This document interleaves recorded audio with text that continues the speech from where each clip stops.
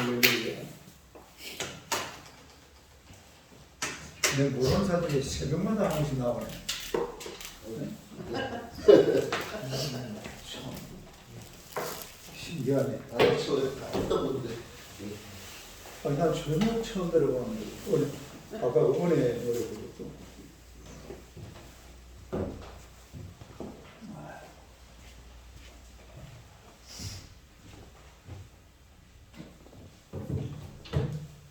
할렐루야. 네. 자, 우리 하나님 말씀 창세기 30장.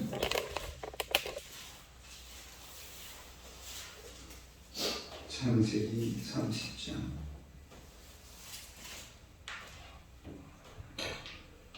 25절에서 43절까지 여러분이 먼저 앉아 읽으세요. 25절 시작. 라헬이 요셉을 낳았을 때 야곱이 라반에게 이르되 나를 보내어내 고향 나의 땅으로 가게 하시되 내가 외삼촌에게서 일하고 얻은 처자를 내게 주시어 나로 가게 하소서. 내가 외삼촌에게 한 일은 외삼촌이 하시나이다. 라반이 그에게 이르되 여호와께서 너로 말미암아 내게 복 주신 줄을 내가 깨달았노라. 내가 나를 사랑하셔서 이르는 그대로 있으라. 예, 또 이르되 내 품삯을 청하라. 내가 그것을 주리라. 야곱이 그에게 이르되 내가 어떻게 외삼촌에게는 어떻게 외삼촌의 가축을 쳤는지 외삼촌이 아시나이다. 내가 오기 전에는 외삼촌의 소유가 적더니 번성하게 때를 이루었으니 내 발이 이르는 곳마다 여호와께서 외삼촌에게 복을 주셨나이다. 그러나 나는 언제나 내 집을 세우니까. 라반이 이르되 내가 무엇을 내게 주랴. 야곱이 이르되 외삼촌께서 내게 아무것도 주시지 않아도 나를 위하여 일을 행하시며 내가 다시 외삼촌의 양떼를 먹이고 지키리이다. 오늘 내가 외삼촌의 양떼에 두루다니며 그 양 중에 아름진 것과 점 있는 것과 검은 것을 가려내며 또 염소 중에 점 있는 것과 아름진 것을 가려내리니 이 같은 것이 내 품삯이 되리이다. 후일에 외삼촌께서 오셔서 내 품삯을 조사하실 때에 나의 얼마에 대답이 되리이다. 내게 혹시 염소 중 아름지지 아니한 것이나 점이 없는 것이나 양 중에 곱지 아니한 것이거든. 다 아름지한 것으로 인정하소서. 라반이 이르되 내가 내 말대로 하리라 하고 그날에 그가 신년소 중 얼룩무늬 있는 것과 점 있는 것을 가리고 암년소 중 흰바탕에 아름진 것과 점 있는 것을 가리고 양 중에 점 없는 것을 손에 맡기고 자기와 야곱의 사이를 사흘 길이 끄게 하였고 야곱은 라반의 남은 양떼를 치니라. 야곱의 나무와 사고나무와 산포나무와 인도나무가 가다가 그것들의 껍질을 벗겨 흰 무늬를 내고 그 껍질 벗긴 가지를 양떼가 와서 먹는 개천의 물 위에 세워 양떼를 향하게 하며 그 떼가 물을 먹으러 올 때에 새끼를 베니 가지 앞에서 새끼를 뱀으로 얼룩얼룩한 것과 점이 있고 아름진 것을 낳은지라. 야곱이 새끼 양을 구분하고 그 얼룩무늬와 검은 빛 있는 것을 라반의 양과 서로 마주보게 하며 자기 양을 따로 두어 라반의 양과 섞이지 않게 하며 야곱이 개천에다가 양떼 눈앞에 그 가지를 두어 양이 그 가지 곁에서 새끼를 베게 하고 약한 양이면 그 가지를 두지 아니하니 그렇게 함으로 약한 것은 라반의 것이 되고 튼튼한 것은 야곱의 것이 되는지라. 이에 그 사람이 매우 번성하여 양떼와 노비와 낙타와 나비가 많았더라. 할렐루야. 인사하겠습니다. 오늘도 참으로 좋은 날입니다. 좋은 일이 일어날 줄로 믿습니다. 할렐루야.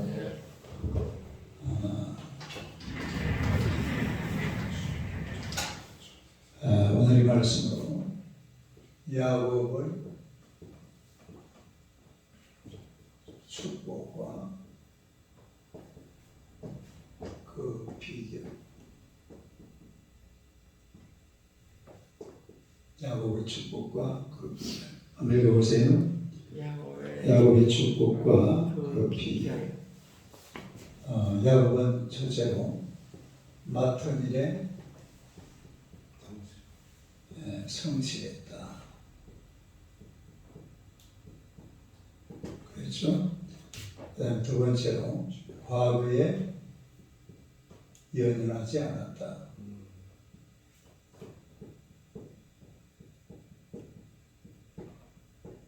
과거에 연연하지 않았다.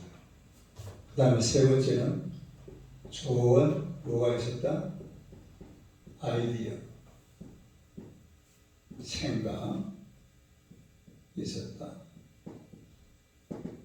그 다음에 네 번째로 우리가 야곱을 보면 바라봄의 법칙, 바라봄의 법칙. 바라봄의 법칙. 이 바라봄의 법칙을 바라봄의 법칙을 사용했다.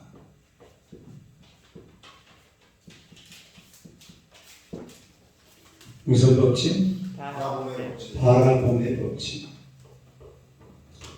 32절 봅시다. 32절.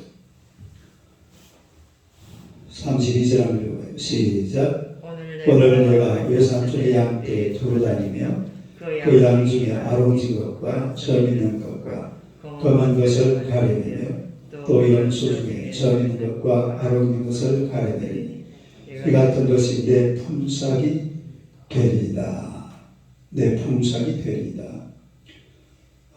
근데 사실은 이 야곱이 요구했던 이런 것, 양 중에 아롱진 것, 점 있는 것, 검은 것, 이렇게 양들 중에 이런 게 있어요, 없어요? 거의 없습니다. 있어봐야 뭐 진짜 100마리 중에 한 마리, 1000마리 중에 한 마리. 이 도령견이에요. 양은 좀 희거든요. 또 염소도 마찬가지예요. 염소 중에 어떤 것, 점 있는 것과 아롱진 것. 염소는 색깔이 어때요? 전부 검은색이거든요. 이 점 있는 것, 아롱진 이런 것들은 사실은 찾을 수가 없죠. 그런데 그 뒤에 37절 한번 봐봐요. 37절, 38절, 39절. 가면 읽어봐요. 시작. 야곱이 버드나무와 살드나무와 신풍나무 푸른 가지를 가져다가 그들의 껍질을 벗겨 흰 무늬를 내고 그 껍질 벗긴 가지를 양떼가 와서 먹는 개천의 물 구유에 세워 양떼를 양하게 하며 그 떼가 물을 먹으러 올 때에 새끼를 베니 가지 앞에서 새끼를 뱀으로 얼룩얼룩한 것과 점이 있고 아롱인 것을 낳은지라. 이걸 소위 말하자면 바라봄의 법칙이라고 해요. 바라봄의 법칙. 이게 무슨 말이냐면 아롱지고 점 있고 얼룩덜룩한 이런 양이나 염소가 사실은 야곱에게는 없습니다. 그리고 있어봐야 몇 마리 안 돼요. 그런데 이 양이 물 먹으러 오는 시냇가에다가 무슨 나무? 버드나무, 살구나무, 신풍나무 이런 나무를 이렇게 꺾어다가 껍질을 벗겨내고 이 가지를 거기다가 심어놔요. 그럼 이제 이 햇빛이 비치면은 양떼나 이런 게 어떻게 보입니까? 얼룩덜룩하게 보이죠. 다리가 얼룩덜룩. 이 얼룩덜룩하게 보입니다. 그러면 야곱은 하나님 앞에 기도합니다. 하나님, 저 양들이 얼룩덜룩하고 점이 있고 아롱지 그런 양이 되게 하여 주시옵소서. 이렇게 기도하는 거예요. 근데 어떻게 기도하냐면 그런 양들을 머릿속에 그리면서 지금 현재 그 야곱의 양떼 중에는 전부 흰색이고 전부 검은색이고 얼룩덜룩함은 별로 없어요. 그런데 하나님 앞에 기도하면서 머릿속에다가 이 얼룩덜룩한 양들, 염소들을 막 머릿속에 머리를 돌려가면서 그림을 쫙 그려가면서 이렇게 양을 치고 또 하나님 앞에 기도하니까 나중에 어떤 일이 생겼습니까? 가 보세요. 39절 39절 가면 읽어봐요. 시작. 가지 앞에서 새끼를 뱀으로 얼룩얼룩한 것과 점이 있고 아름진 것을 낳은지라. 그러니까 원래는 얼룩지고 아름인 것이 없었는데 이 나뭇가지를 시내가에 꽂아놓고 그 밑에다가 그것도요 비실비실한 양들을 놓으면 그거 안 꽂아놓고 아주 튼실한 양들이 오면은 그 나뭇가지를 딱 꽂아놓으니까 이 튼실한 양들이 새끼를 낳는데 어떤 새끼를 낳아요? 얼룩덜룩하고 아롱지고 이런 새끼를 그냥 쑥쑥 놓더라 이 말이에요. 이게 바라봄의 법칙이라는 겁니다. 바라봄의 법칙. 이게 신약용어인데 사실은 신약용어가 아니고 우리나라에서 이 단어를 제일 멋지게 사용하신 분이 그분이 조영기 목사예요. 조영기 목사도 여러분 이 설교집에 보면은 이 바라봄의 법칙이라는 말이 굉장히 많이 나옵니다. 바라봄의 법칙. 이 바라봄의 법칙이라는 것은 하면은 내가 하나님 앞에 기도할 때에 되어진 모습을 내 머릿속에 그리면서 하나님 앞에 기도하면 그대로 된다 이 말이죠. 할렐루야. 내 머릿속에다가 내가 되어진 모습을 그대로 상상을 하면서 그림을 쫙 그려가지고 하나님 앞에 기도로 내놓고 나면 그 기도가 그대로 응답되는 줄로 믿습니다. 할렐루야. 이게 바로 바라봄의 법칙이라는 거예요. 네? 바라봄의 법칙. 바라봄의 법칙. 가령 예를 들어서 이렇게 한번 상상을 해볼까요? 우리 신기원 집사 전공이 뭐예요? 골프장. 지금 골프 선생 해요 안 해요? 안 하죠. 그런데 오늘 새벽에 기도하면서 저 수원 CC 있잖아요. 수원 CC에 딱 넓은 그린벨트에 그린벨트가 그 뭐예요? 골프장에 마침 그 골프 옷을 딱 입혀놓고 모자를 딱 쓰고 그런 사람을 거다 하나 세워놓는 거예요. 그게 누구라고? 신기원. 아니 그게 그렇게 기도하는 거야. 내가 그렇게 되고 싶으면 이 그림을 그렇게 하면 사진을 찍듯이 아니 영상을 돌리듯이 막 이 그림을 그려가지고 하나님 앞에 딱 내밀어 놓으면 결국 하나님께서 내가 기도한 대로 내가 바라본 대로 내가 그린 대로 이루어 주실 줄로 믿습니다. 이게 바로 바라봄의 법칙. 바라봄의 법칙. 이 바라봄의 법칙이라는 게 굉장히 중요합니다. 이 조영기 목사님은 뭘 하면은 막 그걸 선명한 이 사실은 설교를 조영기 목사가 왜 잘하는 설교냐면 어떤 상황을 설명하면요 그냥 막 목사님이 말로 하는데 말을 들어보면 그게 막 눈앞에 생생하게 그려져요. 그게 조영기 목사님의 설교와 다른 이유입니다. 우리는 그렇게 못하거든요. 사실은 하고 싶어도 그게 잘 안 돼요. 말을 가지고 어떤 상황을 그려내는데 조영기 목사가 그걸 설명을 하면 머릿속에만 선명하게 그려져요. 이런 게 사실은 알고 보면 바라봄의 법칙이라는 바라봄의 법칙. 그러니까 앞으로 나는 이렇게 되고 싶다. 내 가정은 이렇게 되고 싶다. 내 나라는 이렇게 되고 싶다. 우리 공장은 이렇게 되고 싶다. 이런 게 있으면 이름을 머릿속에 딱 집어넣고 그림을 생생하게 그려가면서 그리고 하나님 앞에 야곱처럼 기도할 때에 이런 놀라운 역사가 일어나는 줄로 믿습니다. 이게 무슨 법칙이라고? 바라봄의 법칙. 바라봄의 법칙. 그러니까 이 바라봄의 법칙을 사용할 수 있어야 돼요. 네? 아까 우리 저 영광의 나라 이 찬양했잖아요. 그러면 그 영광의 나라는 무슨 나라예요? 아니 우리가 뭐라고 그래요? 그 하늘나라를 뭐라고 그래요? 천국이라고 그러잖아요. 그러면 천국을 그럴 때 그리는 거야 눈으로. 그냥 이래 저 영광의 또 무슨 얘가 부르지 그런 게 아니고 저 영광의 지금 이 벽 위에 저 하늘 위에 뭐가 있는 것처럼 천국 있는 것처럼 바라보고 찬양하라 말이야. 그냥 저 영광이 나라면 내 머릿속에 천국이 확 그려져야 돼요. 할렐루야. 이게 사실은요 하나님의 은혜를 받는 큰 비결입니다. 할렐루야. 응답받는 비결. 응답받는 비결. 바라보라 이거예요. 내가 이렇게 되고 싶다. 내 삶을 이렇게 만들어내고 싶다. 이런 것을 바라보고 그리면 하나님께서 그대로 채워주실 줄로 믿습니다. 오늘 내가 아침에 그 국민일보 신문을 보니까 국민일보에 나왔나? 이 아시아권에 대학 순위를 적어놨어요. 대학 순위를. 근데 그 10위 안에 보니까 우리나라 대학은 연세대 하나밖에 없더라고. 나머지는 저 중국의 무슨 그 중에 이제 중국의 푸단 대학이라고 있어요. 푸단이 그 상해 쪽에 있거든요. 그 대학은 원래 옛날에는요, 저 밑바닥에서 헤매던 대학이에요. 이름도 없는 그런 대학이에요. 그런데 이번에 보니까 13위를 했어요. 13위. 굉장히 올라온 거죠.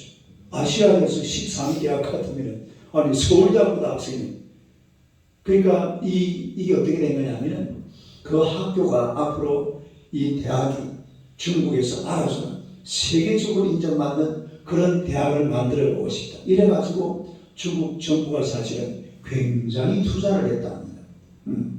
그 그림을 그려가면서 그리고 바라보면서 투자를 하고 밀고 나아가니까 결국은 그렇게 된다는 거죠. 그리고 우리 인생도 마찬가지. 내가 오늘 내 모습을 가지고 먼 미래에 되고 싶은 모습을 그림으로 그려가면서 그 그림을 하나님 앞에 드려야 될 줄로 믿습니다. 뭘 드려야 돼요? 말을 드리는 게 아니라 그림을 드려야 돼요. 그림을 그리자. 뭘 그리자?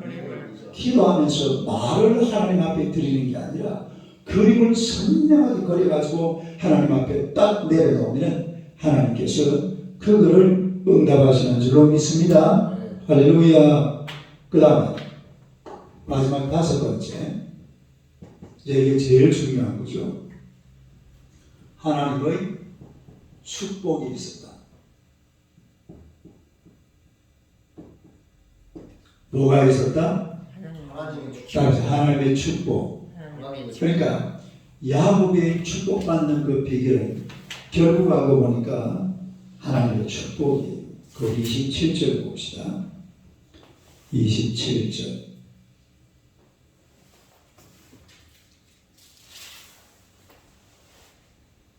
27절요. 한번 읽어봐요. 시작. 라반이 그에게 이르되 여호와께서 너로 말미암아 내게 복 주시기를 내가 깨달았노니 내가 너를 사랑스럽게 여기던 그대로 있으라. 그러니까 야곱을 통해서 라반이 큰 축복을 많이 받았잖아요. 그런데 그 축복이 누구로 말미암아 온 것이라고요? 하나님. 네? 하나님. 그러면 여호와께서 너로 말미암아 내게 복 주신 줄을 내가 깨달았다. 이 야곱의 외삼촌 라반이 자기 집에 지금 막 재물이 막 들어오는데 이게 누구 때문에 들어왔다고? 라반 때문에, 야곱 때문에 들어왔는데 나중에 알고 보니까 그게 누가 한 겁니까? 하나님이 하신 거라. 그러니까 야곱의 축복은 하나님의 축복인 줄로 믿습니다. 지가 잘나가지고 된 게 아니죠. 그 다음에 30절 봅시다.